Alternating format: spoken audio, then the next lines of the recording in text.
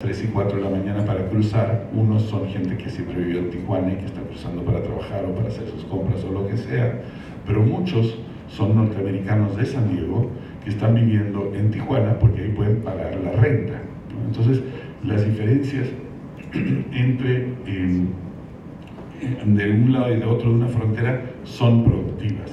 Por eso la frontera entre México y Estados Unidos es tan activa. Es decir, la frontera entre México y Estados Unidos es la más atravesada a todo nivel, no solo de movimiento de gente, sino movimiento de productos, movimiento de llamadas telefónicas. Todo el movimiento a través de la frontera de México y Estados Unidos es el más intenso de cualquier frontera del mundo. Eso dice algo sobre la productividad de la diferencia entre la situación de México y la situación de Estados Unidos, y pues hay, digamos, fronteras más, podríamos decir, más soñolientas, como por ejemplo la frontera de Estados Unidos con Canadá, que es más soñolienta porque hay menos diferencias de un lado y del otro. No quiere decir que no la haya. Por ejemplo, gracias a la medicina social en Canadá, las medicinas en Canadá son mucho más baratas que en Estados Unidos, entonces hay actividad transfronteriza para comprar medicinas, pero en general la diferencia entre esos dos países es menor, entonces la frontera es más soñolienta. La frontera de México con Guatemala, en Chiapas, mucho tiempo fue relativamente soñolienta, y hoy día, con las políticas migratorias y todo eso, ha dejado de serlo, ¿no? Entonces hoy día esa es una frontera muy activa que antes no lo fue. Entonces, la primera idea que desarrolla tiene que ver con que las fronteras se activan o se vuelven relativamente menos importantes como espacios de productividad económica y política y social y cultural en relación con las diferencias que hay entre los países de lado y lado.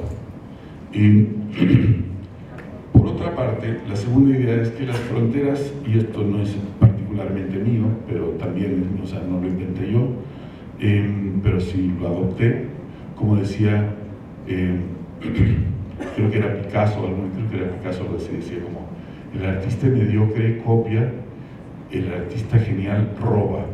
Entonces, bueno, yo robé esa idea, pero no me acuerdo de quién, un intento de ser genial, así.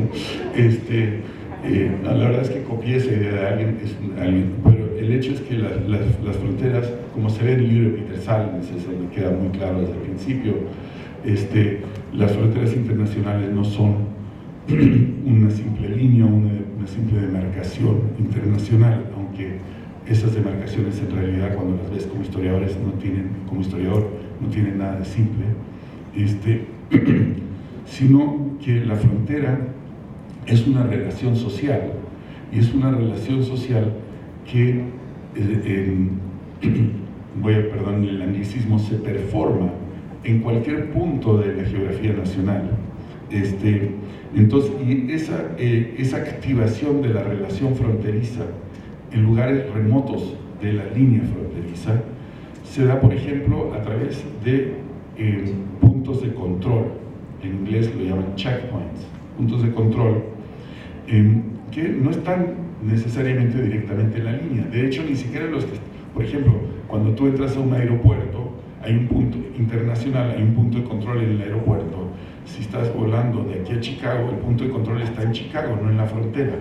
Entonces, los puntos de control no necesitan estar sobre la frontera, es en el punto de control donde se da la relación fronteriza, y eso puede cambiar mucho con cualquier cambio jurídico. Por ejemplo, cuando el estado de Georgia en Estados Unidos pasa una ley que dice que para inscribir a tus hijos al colegio necesitas demostrar que están documentados, la escuela se convierte en un checkpoint, o sea, la escuela se convierte, la inscripción escolar se convierte en un lugar donde se genera la relación fronteriza, que no era antes de esa ley, ¿no?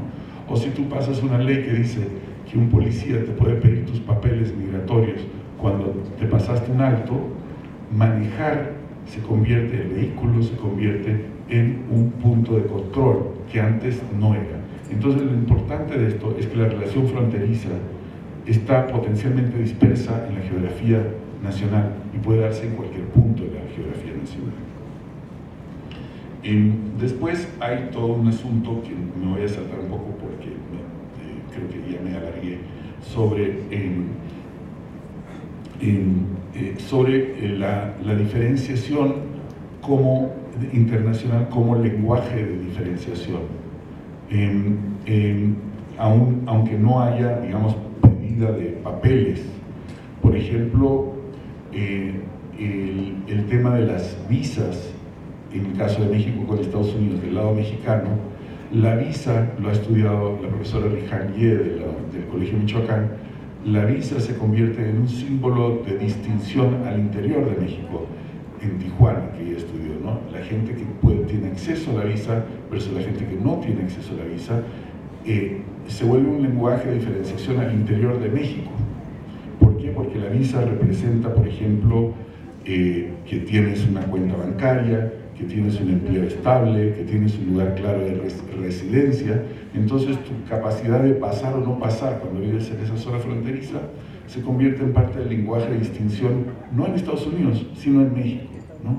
Entonces la relación fronteriza no es únicamente una manera, digamos, de controlar población entre dos estados, sino es también un elemento para el proceso de diferenciación racial, de clase, de estatus, etcétera, al interior del país. Y esto es algo que yo había visto desde hace mucho tiempo con el ejemplo clásico, ya muy trillado pero conocido de todos, de la Coca-Cola, que por ejemplo en mi generación, yo empecé a estudiar primero en la ENA, después en la UAM, a principios y mediados de los años 70, en una generación en donde militaba como un cierto anti-yanquismo, se refería uno a la Coca-Cola, que hoy yo soy un ser tan corrupto que me gusta, pero en esa época o realmente no tenía tampoco mucha costumbre, pero no me gustaba tanto, como las aguas negras del imperialismo yanqui, ¿no?